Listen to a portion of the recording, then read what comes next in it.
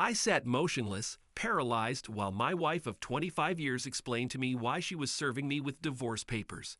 I only heard half of what she said. Gary, are you listening to me? You look like you're in a daze. Pay attention, okay? It is very important. Sorry, I got distracted for a minute. What were you talking about? The conditions are simple. There is nothing to dispute. I'm not asking for anything. Can you hear it? Absolutely nothing. You keep the house, cars, and all the money in the bank. If you sign this, it will all be over in 3 months. I didn't know what to answer. Marcy and I had been married since high school. We raised 2 beautiful twin daughters, Cindy and Sandy, who attended Columbia University studying international banking. We had a nice house in the suburbs, and we both drove Volvos. Marcy had her own credit cards and cell phone. I didn't refuse her anything, never cheated on her or abused her verbally or physically. She never showed that she was unhappy and did not complain about anything. There was no way I could have prepared for this. I never noticed anything was wrong. Maybe that was the problem. I wasn't paying enough attention. I understand the mechanics of divorce, Marcy, but could you tell me why? It's probably too late to do anything, but I'd like to know why. Marcy seemed to slump on the kitchen chair. It was clear that she did not want to discuss the reasons and hoped that I would just sign the papers and let her go. Just give me the short story, Marcy. What the hell did I do wrong? You didn't do anything wrong, Gary. You were the perfect husband. Sometimes I hoped that you would screw up and give me a reason to leave, but that never happened. You've done a great job raising your kids and getting them into college. You always gave me everything I wanted, even if sometimes I was unreasonable. You bought me a wonderful house. My parents love you. Never think that you did something wrong because you didn't do it. She looked good for 45 years old. She had a pleasant complexion and perfect hair. They were light brown, and the highlighted strands glistened in the sun. She jogged regularly, and her body was toned and tanned. On weekdays, she looked like a girl from Land's End, but when needed, she was glamorous. Marcy was just as perfect as I was, just like she claimed. I just couldn't understand what caused this. Sorry, it does not make sense. There must be a reason. You can't say everything is fine and then walk away. There must be a reason. Gary, I'm trying to do this without hurting your feelings or making a fool of myself. Maybe we can leave everything as it is. No, Gary, I found someone else. He's a developer. He has a beautiful apartment overlooking the river and a beautiful black Mercedes. He is handsome, rich, and madly in love with me. You have always been and remain a seller in a supermarket. I'm not disparaging your work because you always took care of us and always earned enough to make the family comfortable, but you will always be a grocery seller. I wanted more. I couldn't imagine that you would do this for me. You were always content with what you did, and I didn't see you trying to improve. It was painful. I was a product manager, and she still thought of me as a clerk. When I had a chance to advance my career and move out of town, I turned down the opportunity to save my family. And now look at how I was rewarded. I was in pain, but there was no need to remind me of that. Does this rich, handsome guy have a name? Clayton Manning. He is the president of Keystone Development. How long have you known him? 6 months. Did you sleep with him? Marcy sat up straighter in her chair. Her eyes darted around the room, and finally she looked at my face. Yes, you were still married. Yes, I was still married. I cheated on you. I was an adulteress. Are you happy now? I sat there for a moment and then reached over and took the divorce papers, signed in 3 places, initialed in 2, and slid them across the table to her. I think he's a better man than me. Sorry for the disappointment. I stood up, and as I was leaving the room, Marcy screamed, "No, damn it. That's not the reason. He wasn't better than you, just different. Don't you dare leave believing this, Gary. Don't you dare." By that time, I was already out the door. I was so immersed in work and hobbies that I didn't even notice how Marcy was gradually moving her things out of the house. By the time she handed me the papers, she had moved most of her clothes and personal belongings into Clayton's apartment. She thoughtfully left all the wedding and family photos so that I could enjoy them in her absence. When I returned to the house, she was no longer there. Her Volvo was still in the driveway, and I decided she wouldn't need it anymore. She left the power of attorney for the sale of the house and car on the kitchen table.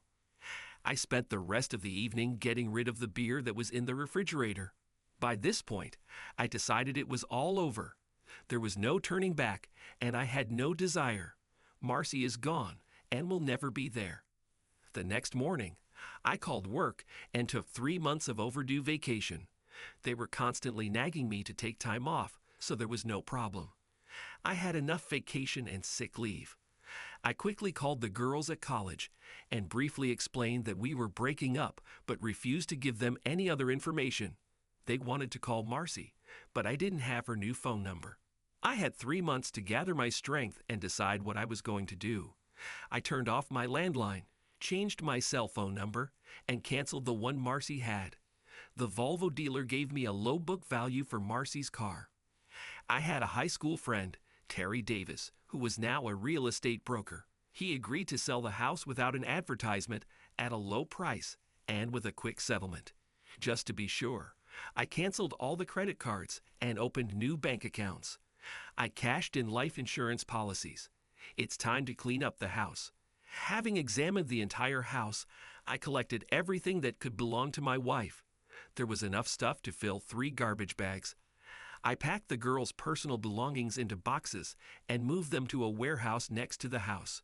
Then I spent 3 hours sorting family photos. I put all the girls' photos in a box for them. All pictures from Marcy went into the trash bin. I know it was childish, but I didn't give a fuck. The big problem for me was the lack of direction. I had no idea what I would do after 3 months was up. Will I stay here or will I leave? Will I continue working or will I find something new? I had 2 hobbies. I collected coins, mostly Indian head pennies. They were easy to assemble and readily available. I bought and sold them on eBay and had fun doing it. My second passion was geocaching, a tourist game using satellite navigation systems consisting of finding caches hidden by other participants in the game. It gave me a reason to get outside and get some exercise. Marcy hated this activity because of the ticks, poison ivy, and having to walk. I couldn't imagine how I could make a living with any of my hobbies. When I wasn't pursuing my hobbies, I spent time reading the Wall Street Journal. Cindy and Sandy gave me a subscription every year for Christmas. I wasn't interested in stocks and bonds, but I read everything about farm commodities. I knew more about sugar, wheat, and corn than most market analysts. Of course, it was just a hobby. I didn't put any money into it. I researched all available information about Keystone Development and Clayton Manning. Terry Davis was able to obtain more information about Clayton and his current project than I did. He double-checked some of the information with his friend at one of the local commercial banks. I was looking forward to seeing what he would come up with. 7 weeks have passed. All this time I did not see Marcy or hear from her. The girls called every week, but there was no news from their mother either. I had a feeling they were on my side, but Marcy was their mother, and I'm sure they had to support her to some extent. I held several yard sales and unloaded a ton of stuff. I left enough furniture in the house so that it could be shown well to any potential buyers. A photograph of Marcy and Clayton appeared in the social section of the Sunday newspaper. They were at a political rally, drinking wine with local bigwigs. Several more weeks passed. Terry made me an offer on the house. It was quite low compared to the estimate, but they wanted to close the deal in 60 days, which would be ideal. He had some interesting information about Clayton and wanted to talk about it. We agreed to meet for lunch. I decided to leave the house for a while. I needed a break. Mountain Haze was one of the best places in the area for hiking and geocaching. Unfortunately, I found all the hiding places there. However, there were 3 landmarks on the mountain. Landmarks are control points placed throughout the country by the government. Surveyors and land surveyors use these landmarks to determine property boundaries. They come in different types, but are usually metal rods driven into concrete. Finding landmarks is an interesting side game for serious geocachers. Today, I decided I would be able to find all 3 landmarks on the mountain. In addition to the GPS, I would have to take a metal detector with me. Finding a piece of rebar in the forest is not easy, and I needed some help. GPS will help me get to the approximate area. Most of Mount Hayes belonged to Madison Land Trust. Its area approached 2,000 acres, but they constantly sought to expand it. Subdivisions and industrial parks occupied much of the vacant land, and the trust had to survive on donations. Next to the trust car park was an orchard and farmhouse with a large sign, "For sale." After parking the car, I walked up to the fence near the orchard just to have a look. It seemed shameful to think that after some time, this beautiful estate would probably be bulldozed to make way for progress. Are you going to buy it, or are you just looking? I couldn't help but smile at the elderly man who was walking towards me. He was wearing overalls and a John Deere baseball cap instead of a straw hat. He introduced himself as John Smurd. "Well, if I had $1 million, I would be more than happy to take it from your hands." We both laughed about it. "You probably won't have any problems with the sale." "Well, I have people interested, but I'm trying to hold out as long as possible." "Why?" "I was hoping the land trust would buy it, but they can't seem to find the money. They want to leave the fruit trees in their natural state, which is fine with me. Developers don't like this because they want to ruin everything. I think this will be a great addition to what we have now. How can the land trust compete with large companies?" I offered them a better deal. "In the catalog, it is sold for $1 million, but I will give it to the trust for $600,000. The trouble is that they cannot collect this amount right now. If they can't do it in 90 days, I'll have to take the option back from the damn developer. This son of a bitch calls me every week, and I'm tired of him." An option is not a sale, right? No. The buyer acquired from me a promise to sell him the land in the next 6 months for $1 million. He pays $100,000 for the option. If he fails to raise $1 million, he loses the option payment. It's a good deal for me, but I don't want him to get it. He has $1 million fixed, so he will be safe. The problem is that he needs to get all 6 properties for the deal to go through. That's why he's willing to pay more than the place is worth. What will happen if you don't sell him the option? He'll lose his ass, his fixation, his shares, and his foundation. With the land trust unable to raise money, Keystone appears to have a good chance. However, if he doesn't get the plot, he will lose the entire deal, including the money he paid for options on the other 5 plots. It's probably around $1 million. His investors will walk away and leave him in limbo. If I had money, I would help you. Yes, that's what they all say. We laughed again, and I went for a walk. I found his mention of Keystone interesting. The landmarks were a mile apart. It was as the crow flies. On the mountain, it was twice as much. The first 2 landmarks were fairly easy to find and were standard surveyor's markers. The last mark was much older and much more difficult to find. When I finally came across it, I found a small brick monument with a bronze plaque attached to it. It was buried under perennial leaves and debris. I took a photo of it to publish in a magazine. That's when my life changed. The metal detector was still on. When I moved away from the marker, it began to squeak. It was weak, but it was definitely there. I put on my headphones and began scanning the area about 10 feet south of the landmark. Finally, I aimed it at the target and carefully began to probe. You don't usually find metal in the middle of the forest. 5 minutes later, I had a small iron box in my hands. It was wrapped in a heavily oiled piece of canvas. There was a lot of rust on the surface, but the box itself was solid. The lock was made of heavy bronze, but it still did its job. Quite often, finds of this nature on public lands are considered treasure and should be turned over to the government or some historical agency. For some reason, this option didn't make sense to me today. I put the box in my backpack and headed home. On the way home, I couldn't help but think about what was in my little box. Gold coins are the first thing that came to mind. Perhaps it was full of important documents from the Civil War or earlier.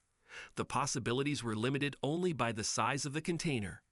I cleared the kitchen table, took out Foster's This, the world's most popular Australian beer, and studied his find. I didn't want to destroy the lock, but I couldn't figure out how to open it any other way. I had no idea if the mechanism inside the lock was still functioning. I decided that the castle would have to be sacrificed. My bolt cutter got the job done quickly. Inside the box was another piece of wax canvas. I carefully unfolded it and found 12 pennies. Why would anyone bury 12 pennies? These were not ordinary everyday pennies, but big old ones, cents. The most recent date is 1840. The oldest is 1793. Despite their age, the date on each of them could be easily read. Surprisingly, they did not show the green corrosion that is often found on older copper coins. I have never been into collecting large cents because I thought I could get more for my money by buying newer ones cents with the head of an Indian. However, I had a book that my grandfather left me called Penny Quirks, May. It talked about the different types and varieties of large cents. I found it boring because I didn't have any of them. It sat on a shelf collecting dust for almost 30 years. It will be put to good use tonight. I sat until dawn with my grandfather's book and magnifying glass. My scanner took beautiful high-resolution photographs of each coin. Every crack and scratch on the die was clearly visible, and the condition of each coin was obvious. I slept until noon. I called work to see how things were going. I was told that Phil Williams, one of the company's executives, had asked about me. They didn't know anything else. I had other concerns, so I did not develop this topic. A trip to the bank was necessary to obtain a safe deposit box. After spending a few hours on the internet, I realized that my pennies were worth several $1,000,000. It was not a matter of age, but of their condition and types of stamps. Now I understood why traffickers of illegal substances had to make so much effort to launder money. There was no easy way to turn my precious coins into hard cash. While eating breakfast at IGOP, I noticed another photo in the newspaper of Marcy and Clayton at the opening of a new art gallery. She was wearing a black cocktail dress, and in her hands she was holding a glass of wine or champagne. They both smiled at the camera. My next step became clearer in my mind as I looked at the photo. After receiving the safe deposit box, I called John Smurd and asked him to hold off on making any decisions about the land for a few days. He seemed pleased with the call. I went to the Land Trust office and asked for information on how to make a donation to the organization. They were very happy to help me. There were 4 weeks left before the final divorce. For some reason, I felt that this deadline was very important. I spent the rest of the day researching coin dealers and auction houses. I was not looking for advertising, but for litigation. In the end, I settled on the company Towers and Burns in New York. They were in a strong financial position and seemed able to handle a controversial sale without too much trouble and without too much publicity. I made an appointment with them on Monday afternoon. Towers and Burns was a luxurious showroom. There was a lot of glass and light. The display cases contained the standard variety of collectibles, and the walls were covered with other numismatic paraphernalia. I gave my last name and was shown to a much less attractive part of the building. Welcome to New York, Mr. Simmons. I understand that you have some interesting copper that you want to show us. Are you new to the city? I'm not that arrogant, and I also think it would be a good idea. He leaned toward the intercom on the table. Marie, let Cookson come into my office. Maurice Cookson has published several guides to major cent and half cents. I was pleased with its availability. Mr. Cookson also looked older than his photographs. I don't think anyone likes looking old. Gentlemen, I have 12 special coins that I offer for sale. I hope to sell 4 of them today and leave the 5th for your consideration. I'll save the other 7 coins for later. If everything goes well today, I will offer them to you too. I know it seems incredible, but I think that 6 coins will fall under the status census of state. I'm sure Mr. Cookson will determine whether I'm close or not. Since cents from census of state don't come on the market very often, I was hoping you might be interested. Where do these coins come from? My grandfather left them to me when he died. I don't want to offend you, Mr. Simmons, but this story is hard to believe. What do you want to show us? I laid out 4 photographs on the table. Each one featured the obverse and reverse of one of the coins I was offering today. They were about 5 times the normal size and very clear. James and Morris looked at each photograph for several minutes. Finally, James spoke. What do you want for these 4? Having briefly looked at the results of the latest auctions, I came to the conclusion that they could fetch about $1,300,000. I thought about $100, but your figure is not excluded. Morris really knew his pennies. I want $800,000 for the lot, but it must be decorated in a special way. James leaned back in his chair and smiled. I think we can handle it. What special method are you talking about? I had a letter that I picked up from the land trust that explained how to donate the land.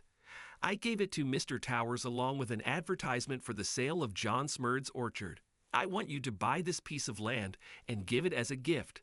Land Trust Madison. The price is $600,000. You will get a very good tax deduction and become humanitarians. I'll take the rest of the money in cash. Give us a minute, please. James and Morris went to the other end of the room. A few minutes later, Maurice left. James returned to the table. Do you have any coins with you? Yes, I also have a fifth coin that I would like to leave with you. Mr. Cookson returned to the table with a purple Crown Royal bag. This time he said, we are ready to fulfill your conditions for the first part of the deal and hope that you can fulfill ours for the second part. He then dumped the purple bag onto the desk. It contained almost 100 different coins, mostly gold, but there were also silver ones. The retail price of this collection is close to $300,000. For a number of reasons that we will not discuss, it is difficult for us to sell them. However, you won't have any problems. I understand that you have already sold coins on eBay. This is true? I simply nodded. These coins, which you inherited from your grandfather, should be easy to sell, and we will both benefit. I assure you that you will not have any difficulties. This was said with a slight wink. I thought about it a bit and agreed. I handed 4 pennies to Mr. Towers, and we all shook hands. Now, Mr. Simmons, tell us about this fifth coin. I held the photograph in my hand and looked at Mr. Cookson. What was the highest rating for strawberry? Nickname of the coin is Strawberry 1793 that you've ever seen. I've actually never seen a strawberry like this, but I think the highest rating is Fair 12. I rated it a good 8, but I'm not professional. He didn't look at the photo. He looked at my face when I said it. Both tried to look at the photo at the same time. Cookson smiled widely, and I saw dollar signs in Towers' eyes. How many? The best offer is if you can figure out how to pay me. Would you like a cup of coffee, Mr. Simmons? Of course, black will be just right. They both left the room with the photo, and a few minutes later, the young woman brought me a cup of coffee. Mr. Towers will be with you in a few minutes. He needs to make some phone calls. Will you be okay? I nodded affirmatively and began to enjoy my coffee. 30 minutes passed when Towers returned to the room with an absolutely beautiful lady. She had dark eyes, black hair, and appears to be of Middle Eastern descent. I guessed that she was no more than 30. She was well dressed and carried herself confidently. For a second, I thought I recognized her, but I couldn't remember where. Hello, my name is Letitia Rothberg. Do you have a passport, Mr. Simmons? Her voice was deep, but still feminine. Yes, fine. We'll be flying to Kennedy soon to open a new offshore bank account for you. Do you have anything to tell Mr. Towers? I handed James a 1793 strawberry, and he looked like a little boy at Christmas. Thank you, he said, leaving the room. We never agreed on a price, but I still had 7 coins that Towers wanted. Mr. Towers agreed to hold the small bag of coins until I returned. An hour later, we were already on the plane flying to the Cayman Islands. She hardly spoke. When we arrived at the airport, several photographers were persistently trying to photograph her. She looked annoyed, but at the same time she smiled sweetly. I had no idea what the reason for this interest was. It was my first flight in first class, and it ended too early. A bright yellow mini SUV was waiting for us at the terminal. My owner didn't hesitate to hike her skirt up to her hips as she slid into the driver's seat. To my embarrassment, she caught me sneaking a look at her tanned legs. She seemed amused by my discomfort. 20 minutes later, we parked on the lower level of a mid-sized condominium building. Letitia Rothberg owned the entire building, but she had her own private apartment on the top floor. Can I get you anything, Mr. Simmons? Beer would be nice. The view of her leaving the room was as good as the glimpse of her legs in the terminal. It's not in my nature to stare at young women, but Letitia Rothberg was special. We walked out onto a small balcony overlooking the ocean. It was beautiful there, but the wind was too strong for my taste. She was probably trying to impress me with the grandeur of the place. It was nice, but I was more interested in the new bank account I was getting. You don't talk much, Mr. Simmons. Surely you have a few questions that you would like answered. It seems strange to me that a woman of her class and position should drink beer from a bottle. I could imagine her sucking champagne or martini, but not beer. She won't have this figure for long if she continues. Usually I think it's better to wait, but I suppose you could tell me why we needed to come here to open a bank account. This is a simple, reliable, and safe place to receive money. I think it will be good for you. It's just one coin. Yes, but you have 7 more. Sorry, but this still seems excessive. To my delight, we returned inside, away from the wind. Can you accept this? I brought you here to become my slave for a few days. I have to admit that the unexpected comment made me smile. I automatically knew it was nonsense, but I still found it funny. She had a sense of humor. She was beautiful and rich. What more could a man dream of if only I were 10 years younger? It's not good to tease an old man. We both enjoyed laughing at the situation. Let's go, Mr. Simmons. Let's go get some fresh lobsters for dinner. We finished our long necks and walked out the door. The restaurant and food were great. I didn't really like the wine the hostess chose, but I tried to be nice. Did not work out. What's wrong with the wine, Mr. Simmons? Was that obvious? Sorry. It was unintentional, a kind of reflex action. When I was 18, I got drunk like a dog on cheap white wine. Neither before nor after this have I ever been so unhappy. Every time I smell or taste white wine, I feel nauseous. I can't explain it. It's good wine, but don't worry about it. 5 minutes later, we had 2 cold ones. Long necks. Oddly enough, there was little conversation during the meal. Each of us finished the meal with fruit sherbet and coffee. Tell me about you. Are you married? Do you have any children? What do you do for a living? We've been here all evening, and I'm dying to know what brought us together. These are a lot of questions. I have 2 daughters. Both are at Columbia University studying international banking or something like that. Actually, I do not know. I'm just paying tuition. This is interesting. I have a master's degree from Columbia University and am one of their guest lecturers. I have to meet them both. Did you see them this morning? We had lunch together. They hate it when I make them miss classes. You must have gotten married early if you have 2 girls in college. Sounds like something a guy might say.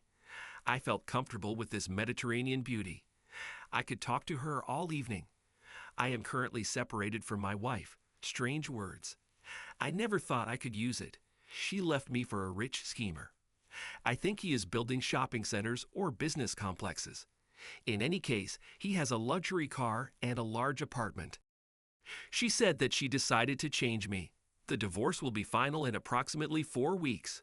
This is a stupid reason to leave a good marriage. I'm guessing everything was fine until she met this guy. Maybe. She was never happy with my choice of work. I had several opportunities to advance, but she refused to move. I wasn't happy about it, but I decided it was necessary to save the marriage. Now I feel like nothing. And what are you doing?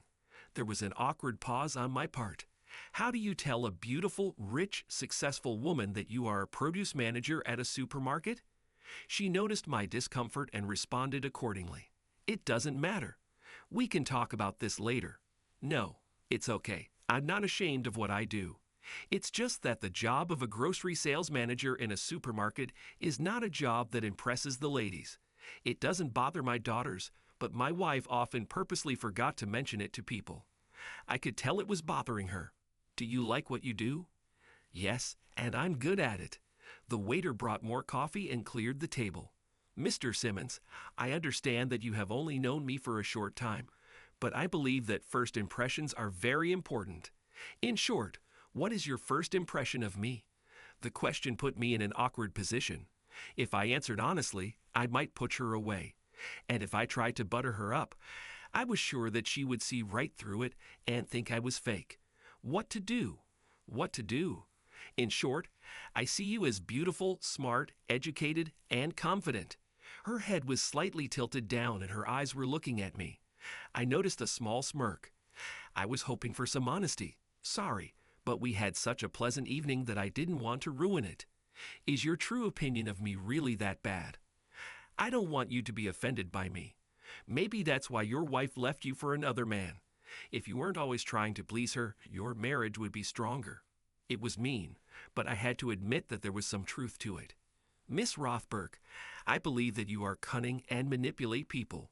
You use your beauty and charm to get what you want. You're used to getting your way, and I feel like you're a bit of a spoiled child. You play with men, but are afraid of commitment. Apparently, you know how to make money as well as spend, and invest it wisely.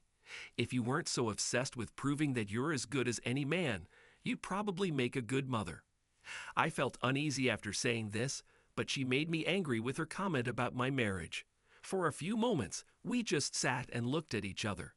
Do you really think I would be a good mother? My mood suddenly improved dramatically. On the short drive back to the condo, everything was pleasant again. I knew she heard everything I said, but she seemed to accept it without any argument. She needed the truth, and I gave it to her. Knowing that she wasn't upset made me feel better about being honest with her. My night as Letitia Rothberg's slave turned out to be a little boring. It's difficult to have sex in different bedrooms. Well, okay, because I wasn't expecting anything anyway. The next morning, I was up first to find a breakfast of fruit, Danish pastries, hot coffee, and a copy of the Wall Street Journal waiting for me. The wind died down, and I enjoyed relaxing on the balcony overlooking the Caribbean. I could get used to this. Letitia joined me about 20 minutes later and jokingly snatched part of the newspaper. We sat in silence, reading and sipping coffee, as if we had been doing this for years. I knew this woman for less than a day, but everything about her was natural and comfortable. I'm afraid my phone doesn't work here, and I really feel like I should call my daughters. Letitia handed me her mobile phone. Be my guest. Cindy, this is Dad. Where are you? Is everything okay? The mobile says London. I'm in the Caymans and everything is fine. I just thought I'd let you two know that since I didn't go home straight away, I was staying with a friend. I had to use her phone. Last night your photograph was shown on TV. They showed you getting on a plane with Letitia Rothberg. What the hell are you doing with Letitia Rothberg? She is my friend with whom I am staying. What's the big deal? Why are you with her? Everything is fine. Nothing devious is happening. I don't understand your concern.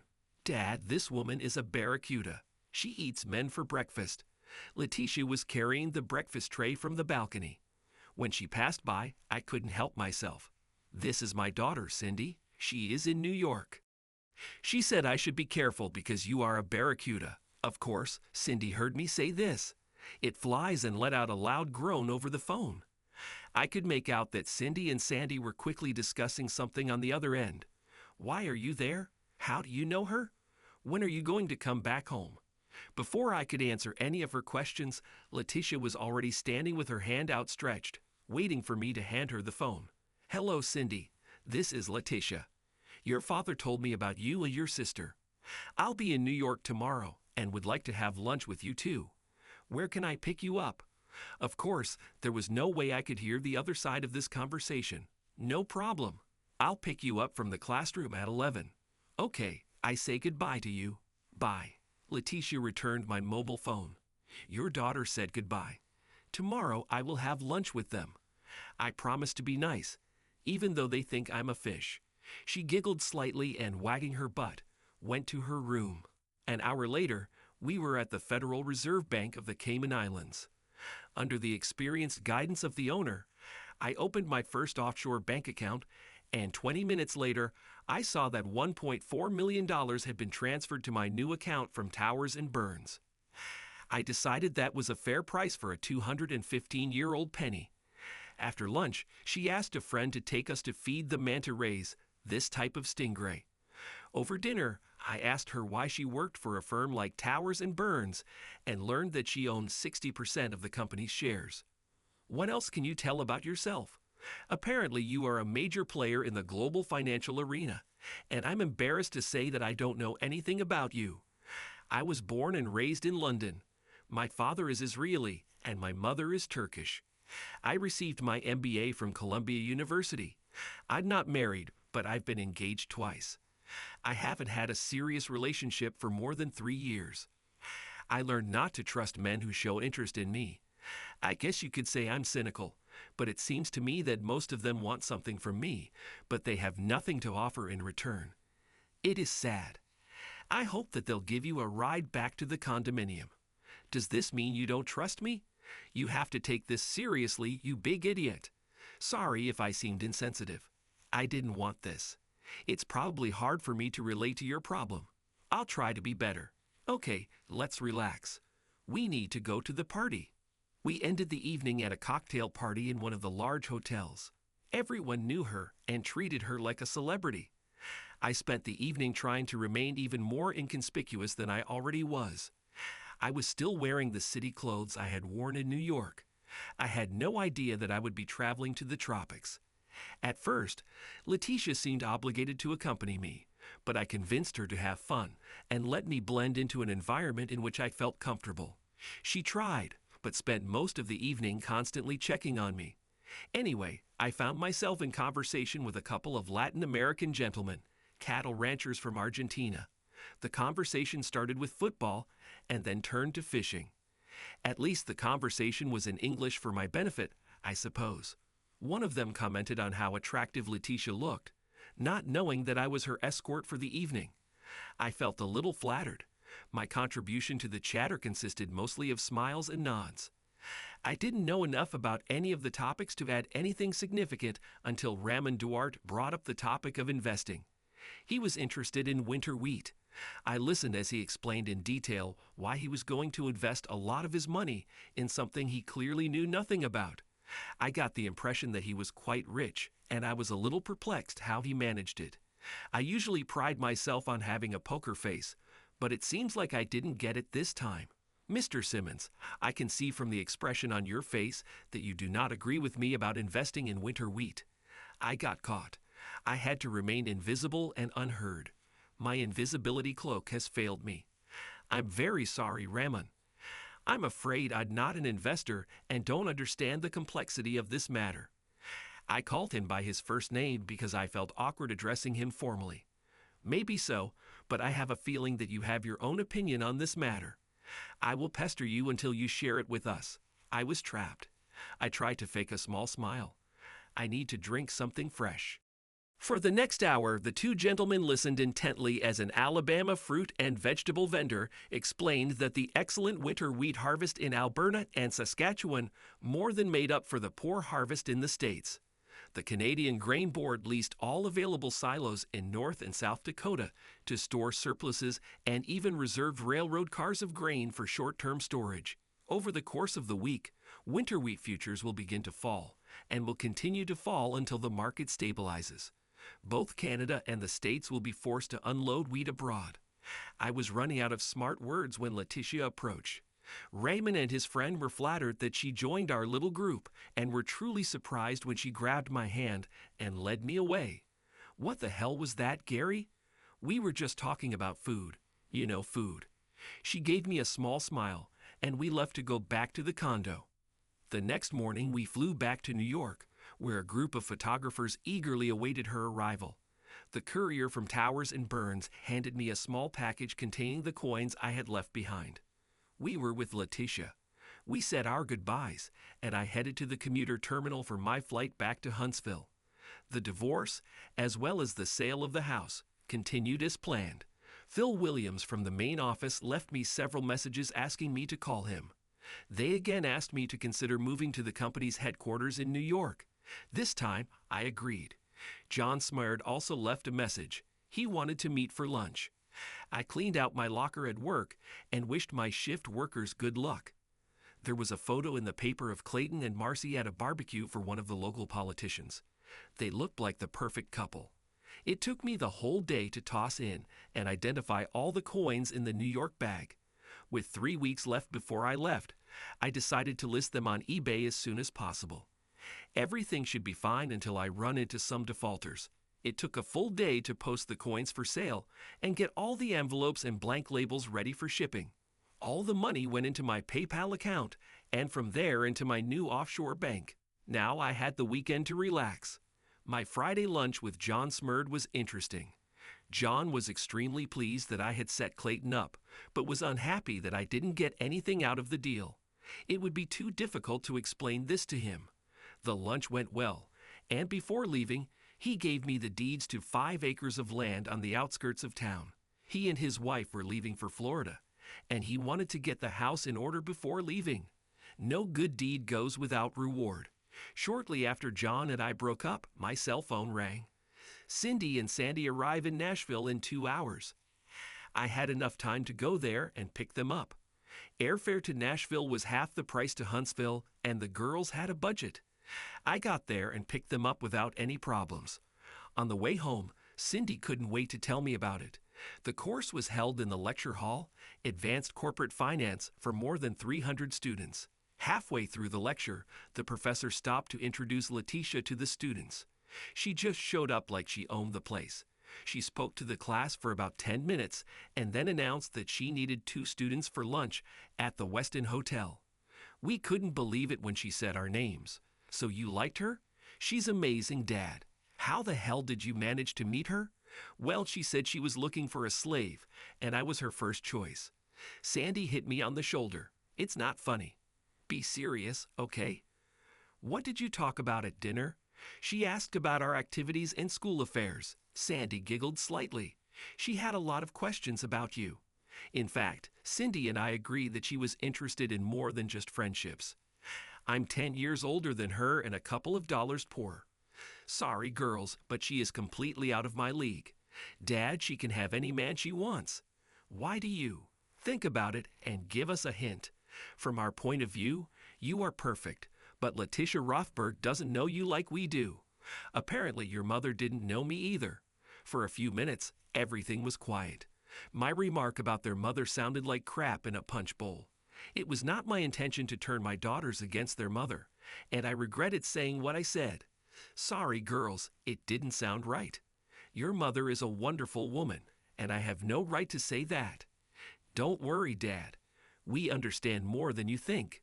Everything was quiet for a few miles, and then just as we reached the Alabama state line, Sandy's cell phone buzzed. Hello, pause. We arrived about an hour ago. Everything is fine. Pause. You're kidding. Pause. Sounds great. I'll tell him. Thank you for calling. Bye. In the rearview mirror, I noticed Sandy giving Cindy a thumbs-up sign. What was it? Sandy leaned over the front seat of the car. Guess what, Dad? Letitia flies into Huntsville on Tuesday morning. She said that you owe her for an overnight stay, and she expects breakfast in bed. I was flattered to hear the news, but I felt pressured by Letitia and now my daughters. It all sounded great, and I was hopeful that I would be up to the challenge and more than one. The weekend with the girls was great. They spent Saturday afternoon with their mother, but never met Clayton. I asked them not to mention it. We sorted out all the things they wanted to keep. By the time they left, we had everything settled. I prepaid for storage until they graduated from school. When we drove back to Nashville, they made me promise to try to be friendly with Letitia. When I asked them what they meant, Cindy said, just don't make her angry. It was simple enough. They were happy about my moving to the city. I still didn't understand why it flies when you need it from an old man who doesn't even have an Armani suit. When I got home, it was time to relax with a beer and the Sunday paper. This week, there were no photos of Marcy and Clayton, but there was a small note about Keystone Development having trouble financing a local project. Futures for winter wheat fell in price to a record level. It was interesting. I called Terry Davis and asked him to come.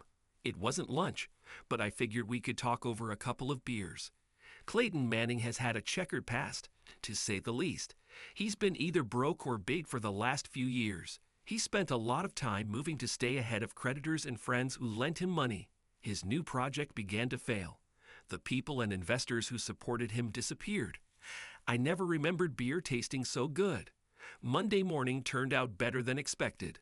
The coins I put up for auction sold much better than I expected. Cookson estimated the value of the coins at approximately $300,000.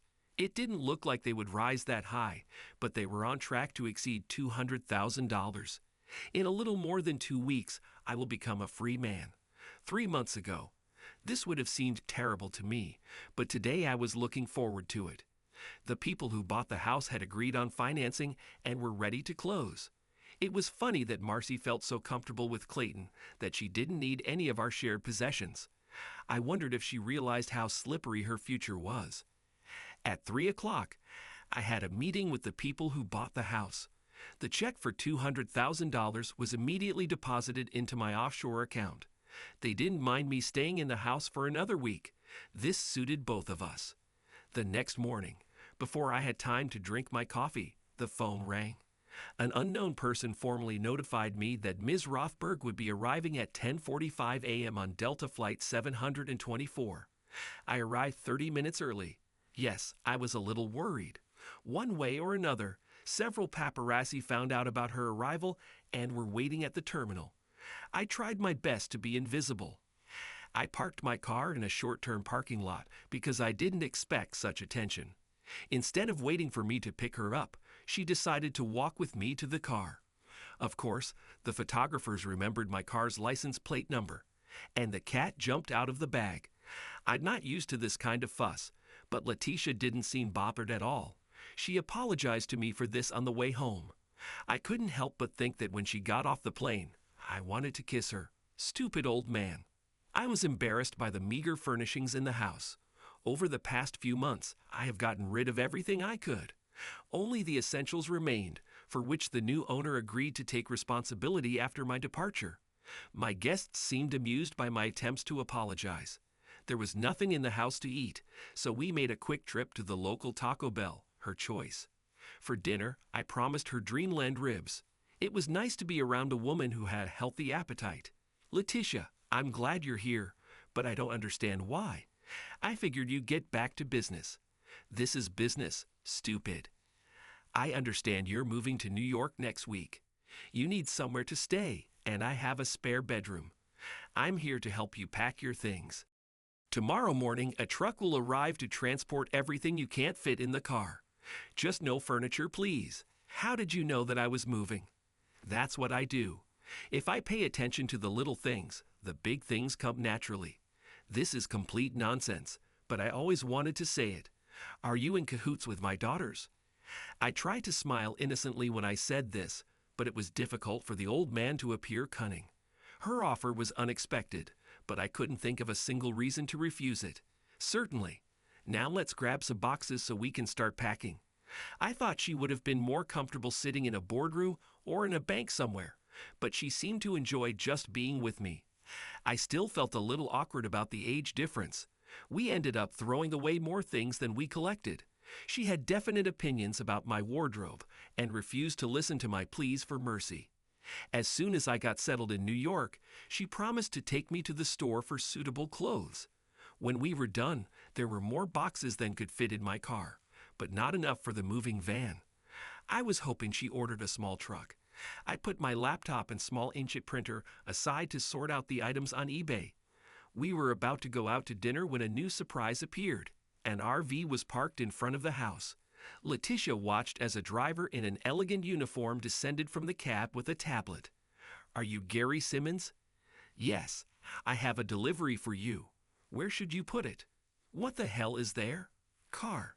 This is from Mr. Ramon Duarte. Do you have space in the garage? The space in the garage, where Marcy's Volvo had once been parked, was empty. I pointed in that direction and nodded my head. I noticed Letitia put her hand to her mouth and giggled. I don't know for sure, but I think she was amused by my confusion. 5 minutes later, I was looking at the shiny orange sports car parked next to my outdated Volvo. What the hell is this? With great pride, the courier said, "This is a 2008 Lamborghini Gallardo Spider, a Superleggera model. Isn't this the most beautiful thing you've ever seen?" Letitia could hardly contain her laughter. She wasn't loud or anything, but she definitely enjoyed it. I signed the delivery form so the elegant uniform can go home. I had no idea what I was going to do with my gift, but I knew I wasn't going to take it with me to New York. Get in the Volvo, little Miss Funny Pants. My guest was still smiling as we pulled out of the driveway. I ordered a full order of ribs and 2 Fosters. Would you be so kind as to explain what the story is with the car? Raymond didn't have time to buy winter wheat. Everyone thought he was crazy. When the price began to fall, he began doubling the contracts. In less than a week, he earned more than $40 million. He was happy with the money, but he was ecstatic with the comments he received about his smart move. Well, good for Raymond. I just hope he didn't mention my name. He wanted to give you credit, but not without your approval. He thanked me for bringing you to the party and asked for your address.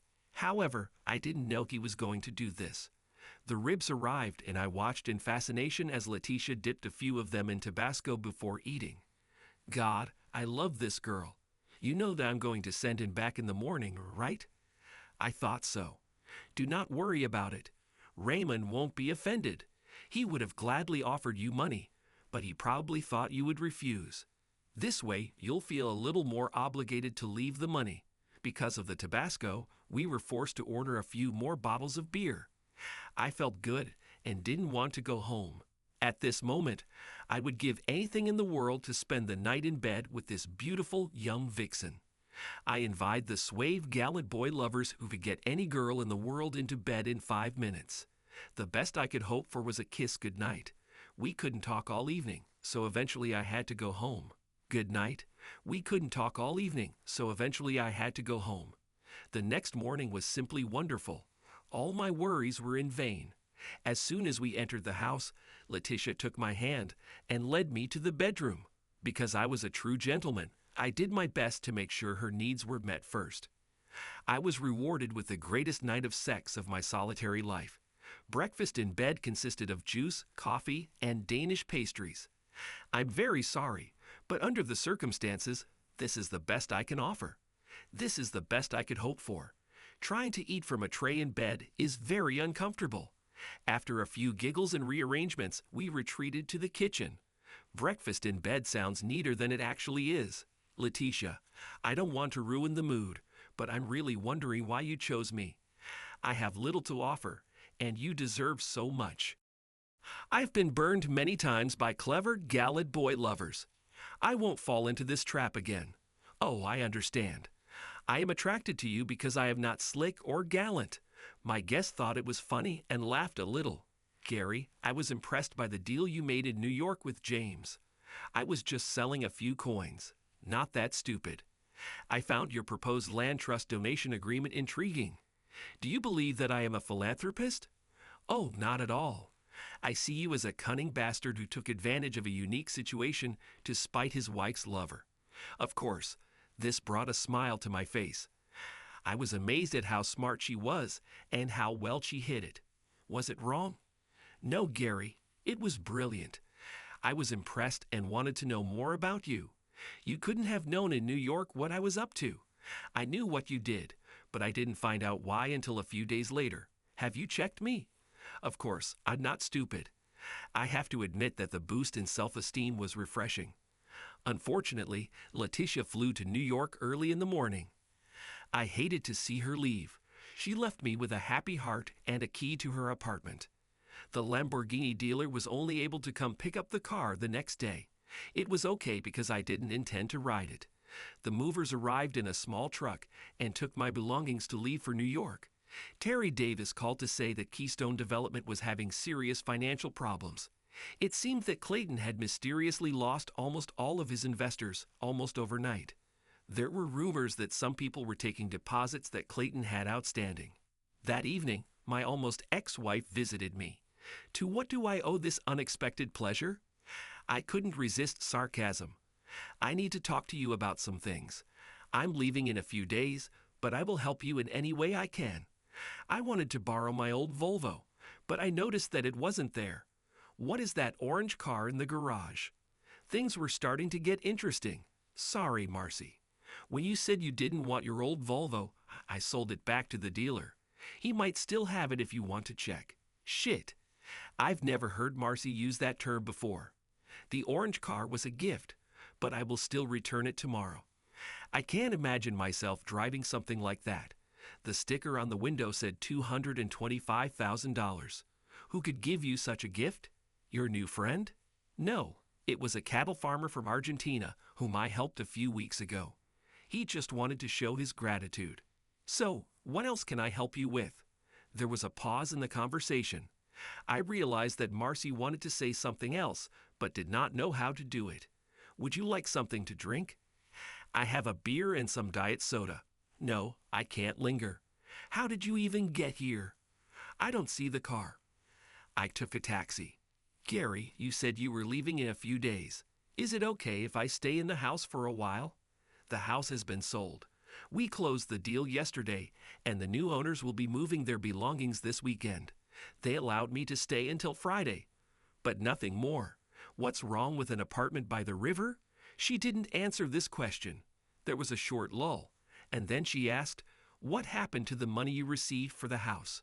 Now things were getting really interesting. I was starting to enjoy how this conversation was developing. Everything is gone. You made it clear that you don't need any of this. I used the money I had to buy a new apartment where I would move. Where are you moving to? To New York. I received a promotion and a big increase in salary. I should be there on Monday. I wasn't going to tell Marcy that I was going to live with Letitia. I also wasn't going to tell her about the bank account in Cayman. You'd never told me what happened to the apartment. It was only rented. The lease had expired, and the owner did not want to renew it. Where do you live now? We're staying at the Holiday Inn until Clayton finds a new place to live. Oh, I see. Now I understood why she wanted to move into our old house. Marcy looked a little confused. She wanted to ask for help but didn't know how to approach it. I realized that she was in trouble. There was a lull in the conversation again. Is there anything else I can do for you? Could you give me a ride back to the Holiday Inn? The first half of the trip passed in silence. I understand that you have a girlfriend. Tell me about her. She's not really a friend but rather a business partner.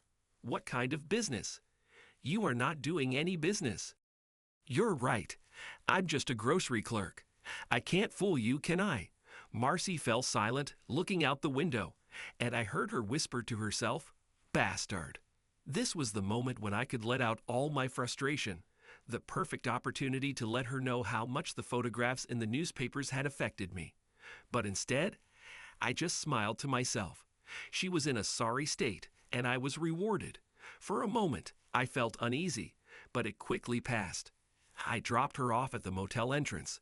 She left without ever looking back or saying goodbye. I hate to admit it, but I felt a little satisfaction. It's been a good week. On Thursday morning, I unexpectedly received divorce papers. They arrived ahead of schedule, but who am I to complain?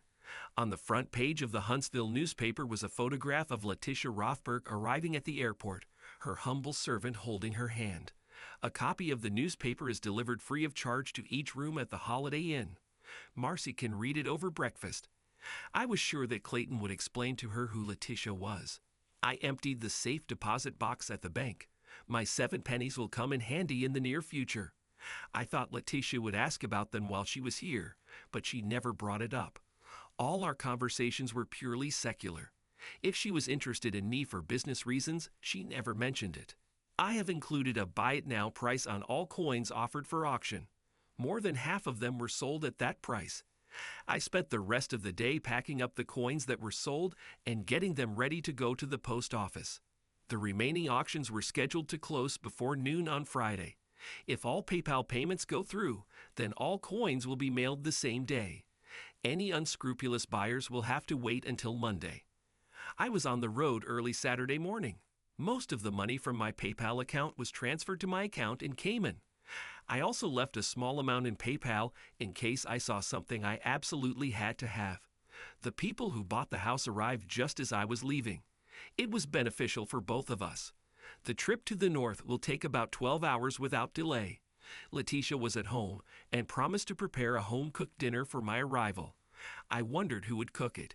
It was nice to know that I was still man enough to win the heart of such a beauty. I had no doubt that I could meet all her expectations. I had just crossed the Virginia state line on Highway 81 when Cindy called. Looks like Clayton Manning has skipped town and left Marcy with no car, no place to live, no money, and a big motel bill. I asked Cindy what she thinks I should do. She laughed and replied, smile,